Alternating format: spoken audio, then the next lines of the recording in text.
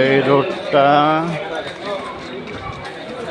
বন্ধর মধ্যে 20 তারিখ 7 মার্চ 2024 রোডটা শুধু রড বিচ্ছিন্ন ছিল 3-4 দিনের ব্যবধানে। রোডটা অনেক সুন্দর একটা ভিআইপি রোড রাস্তা হয়েছে। ঢাকা আলু বাজার গিয়ে আলু বাজার দিয়ে বের হয়ে একদম যাওয়া যাবে বাবুবাজার, তাঁতীবাজার, সদরঘাট। বাবুবাজার ব্রিজে কদমতলিতে একদম সার্বিক কারণ আমাদের দেশে মাদারপুর চলে যাওয়া যাবে।